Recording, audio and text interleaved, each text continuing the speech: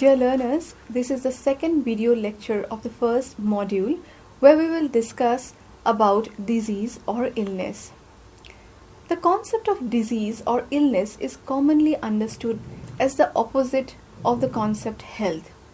The Encyclopedia of Britannica defines disease as any harmful deviation from the normal structural or functional state of an organism, generally associated with certain signs and symptoms and differing in nature from physical injury. A human being, animal or plant affected by a disease exhibits signs or symptoms indicative of its state. In other words, illness or disease is defined as any deviation from what is believed to be normal. Therefore, the normal condition of an organism must be understood in order to recognize the symptoms of illness or disease. The study of illness is called pathology. It involves the determination of the causes of disease, the understanding of the mechanisms of its development, the structural changes associated with the disease process, and the functional consequences of those changes. In order to identify the course of action or treatment for a disease, it is important to first identify the cause of the disease. In medical terms, disease refers to a definite pathological process which has a characteristic set of symptoms and signs.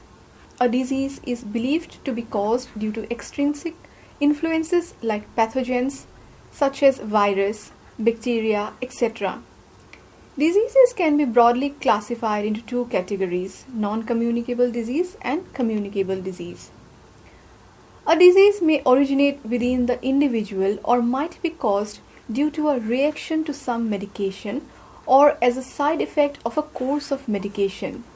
It may also be caused by some external agent, such as a chemical that is toxic agent. In such a case, the disease affects only the individual organism exposed to it. Non-communicable diseases generally are long-lasting and they progress slowly, and thus they are sometimes also referred to as chronic diseases. They can rise from environmental exposure or from genetically determined abnormalities which may be evident at the birth or which may become apparent later in life.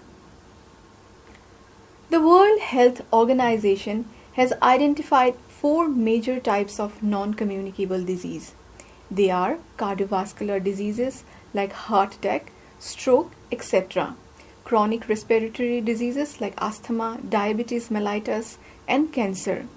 Certain non-communicable diseases arise out of inherited genetic abnormalities which can leave the individual in need of some form of treatment in order to survive. Some diseases that can be hereditary include Down syndrome, cystic fibrosis, leprosy, certain forms of cancer like breast cancer, etc. Other non-communicable diseases may be a result of metabolic faults within the body, such as those associated with aging or due to environmental hazards, such as those that arise out of deficiency or excess of certain mineral in one's diet or one's immediate surroundings due to environmental causes or geographical location. Some non-communicable diseases can also be caused by toxins in one's living or work environments, such as respiratory diseases, toxic metal poisoning or radiation poisoning, etc. Now let us try to understand about the communicable diseases. Communicable diseases are also often called contagious diseases. The external agent that causes such diseases may itself be a living organism which has the capability of multiplying within the host, thereby infecting other organisms. These diseases are carried from one organism to another and are known as infectious diseases. These diseases can spread from one host to another through direct physical contact, clothing, or items of daily use if they are used by the infected person and are not disinfected before another person uses it.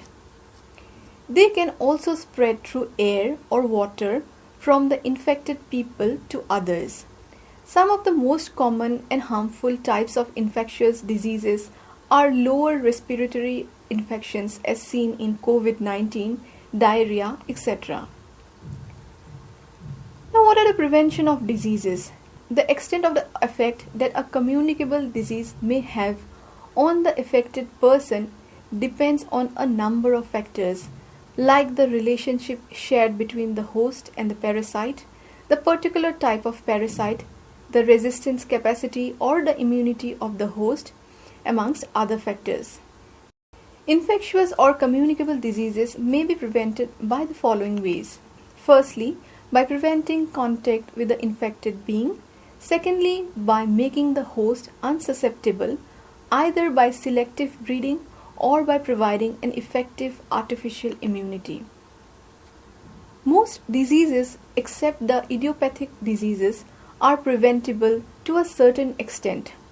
Other non-communicable diseases, such as those resulting from factors related to environmental exposures, can be prevented by reducing or diminishing the factors responsible in the environment. Now, apart from the medical explanation, diseases can be also understood from a cultural perspective. But let us first try to understand what is culture. In everyday uses, when we refer to a person as cultured, one means to point out that their taste for refinement in aspects of everyday life such as food, clothing, music, art, etc. However, culture encompasses much more than that. In sociological term, culture refers to every aspect of human life that does not have a basis in biology, but is something that human beings learn as a member of a human group. The culture of different human groups or communities differ from one another, but they may influence each other when they come in contact with one another. The origin of the word culture may be traced back to the Latin word cultura, which means cultivating or agriculture, and figuratively to care or to culture from the past participle stems from colere, which means to tend or to guard, to till, cultivate, etc. E.B. Tylor was the first scholar to have made the word culture popular in academia through his definition of the word in his book, The Primitive Culture. He defined culture as the complex whole that includes knowledge, belief, art, moral, law, custom, and any other capabilities and habits acquired by men as a member of society. The culture of a group is the cumulative deposit of different aspects of everyday life which are followed by the members of the group within a particular geographical area. Culture includes norms, values, mores, folkways, laws, cultural institutions, artifacts, food habits, attire, art, music, and dance, etc. The different aspects of culture are inherited by people from the preceding generation, but culture is not a stagnant thing. It may change over time with the addition or omission of certain aspects that form this cumulative whole. Moreover, any change or alteration in one part or aspect of culture causes changes in other related parts or aspects, and reverberations thus created can affect the system as a whole. The study of different human cultures across the globe has been a part of the subject matter of the disciplines like anthropology, sociology, and psychology. Now let us try to understand the different aspects of a culture. Any given culture has several important aspects, and some of those are: firstly, culture can be explicit or implicit. The explicit aspects of culture include those which the bearer of a culture is conscious about. The implicit aspects are those which the bearer knows on the unconscious level.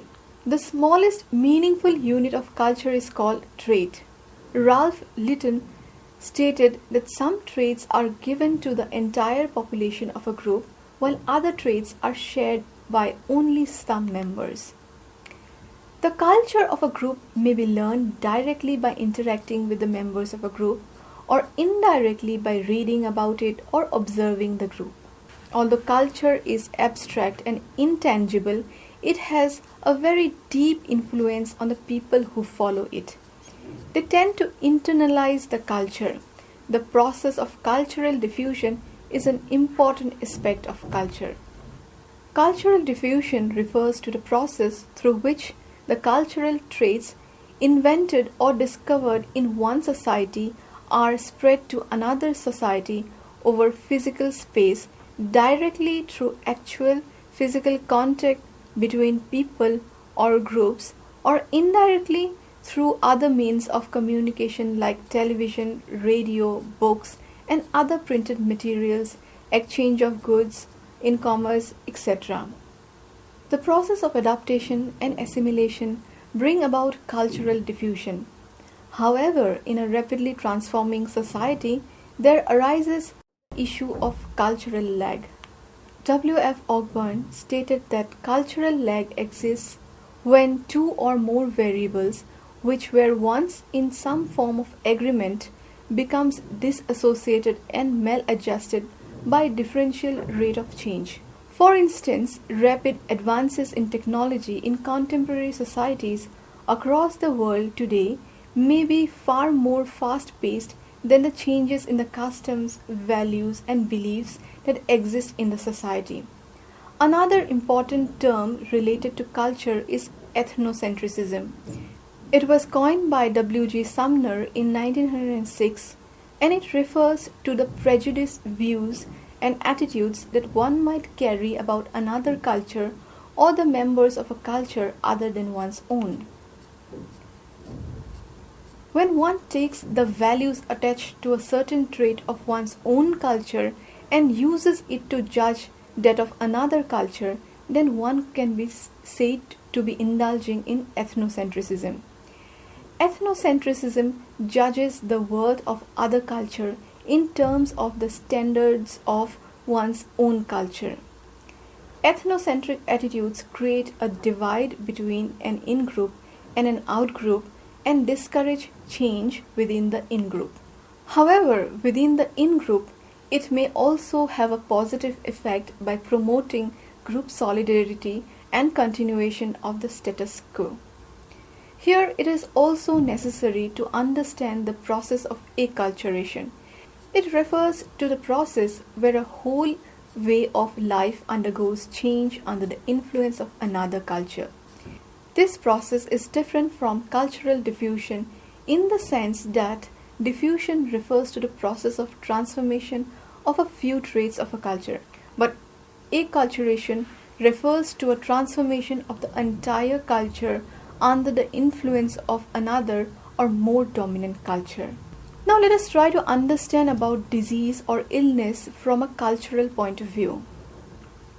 As we have seen, every society has its own understanding of disease and illness and have certain culturally approved methods of prevention or cure.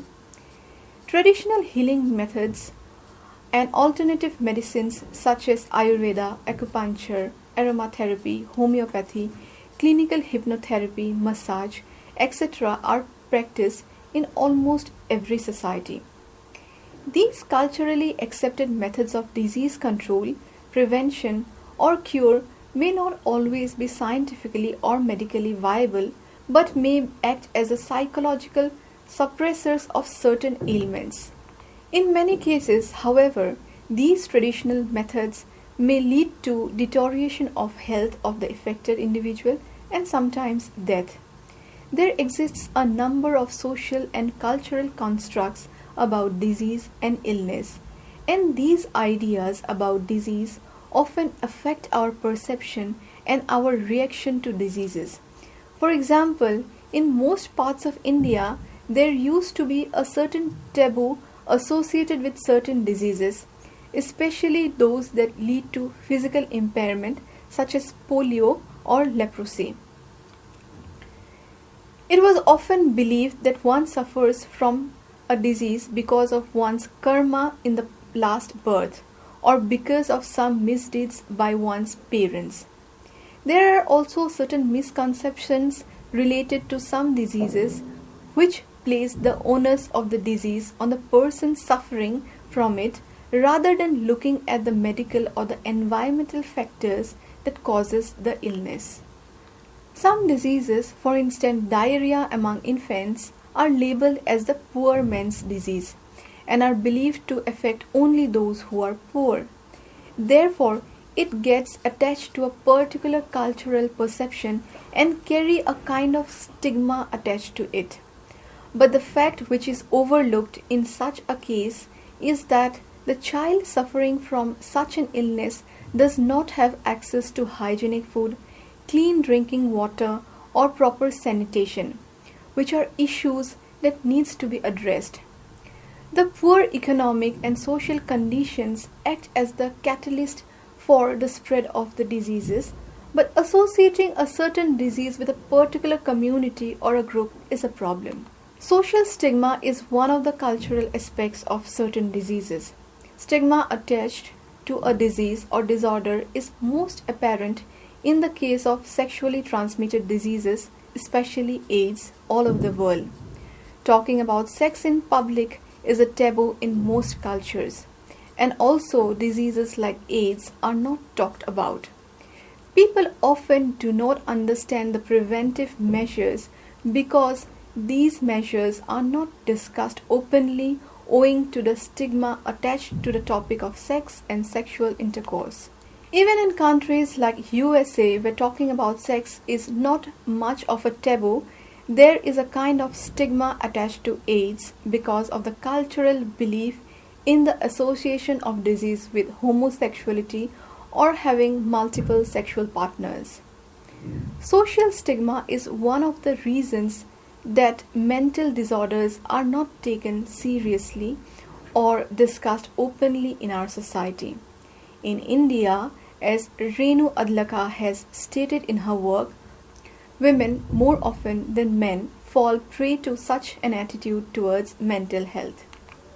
There is a notion of shame and guilt attached to psychological disorders, as the person suffering from it may not be able to hold a job or participate in everyday activities the way a normal person would be allowed to do.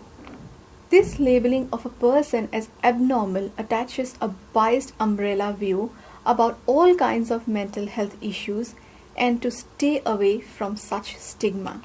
Therefore, instead of seeking medical help, people often overlook or try to hide any problem that they or their family members may be suffering from.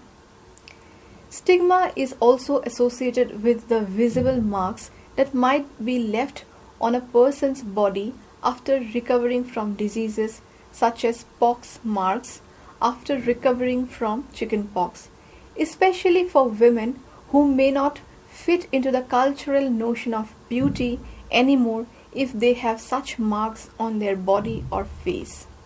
Another cultural approach towards disease, which is often seen across cultures, is the lack of empathy on the part of society towards the one who is suffering.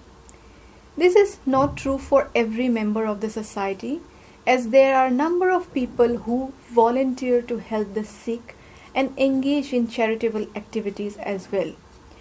Many cultures have a tradition of being empathetic and helpful towards their fellow human beings.